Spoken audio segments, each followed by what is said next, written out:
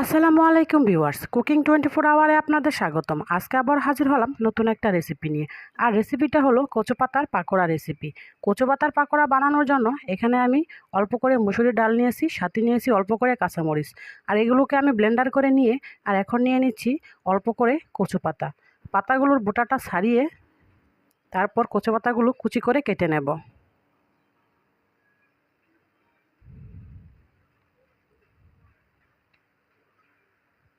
আশা করি ভিডিওটা স্কিপ না করে সম্পূর্ণ ভিডিওটাই দেখে নেবেন, এতে করে আপনাদের অনেক উপকারে আসবে। আর এই কচু পাতার পাকোড়া রেসিপিটা কিন্তু খেতে অনেকটাই সুস্বাদু হয়। বাড়ির ছোটো বড়ো সকলেই অনেক পছন্দ করবে। তো গাইস, কচু পাতাগুলো কিন্তু আমি একটা ছুরির সাহায্যে ছোটো ছোটো করে কুচি করে নিলাম। আর এখন পাতাগুলো উঠিয়ে নেব। তো পাতাগুলো আমার উঠিয়ে নেওয়া শেষ। আর এখন আমি দিয়ে দেব ব্লেন্ড করে রাখা ডাউল বাটা।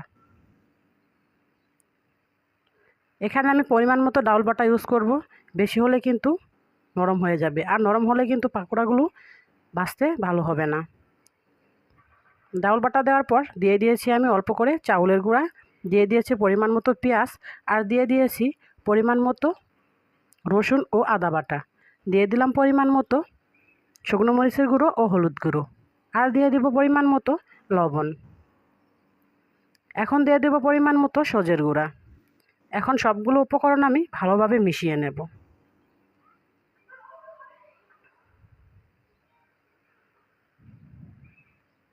ভালো করে মেশানো হয়ে গেলে কড়াইতে দিয়ে দেব আমি পরিমাণ মতো তেল।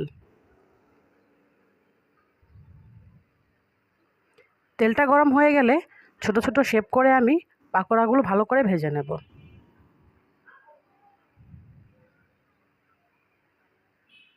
এক এক করে আমি ছোট ছোট শেপ করে অনেকগুলোই পাকোড়া দিয়ে দিয়েছি।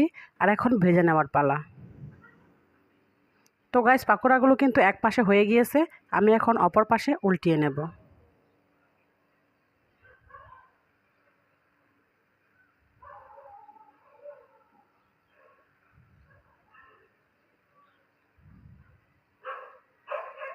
পাকোড়াগুলো দেখতে যতটা সুন্দর, খেতেও কিন্তু ততটাই সুস্বাদু হয়।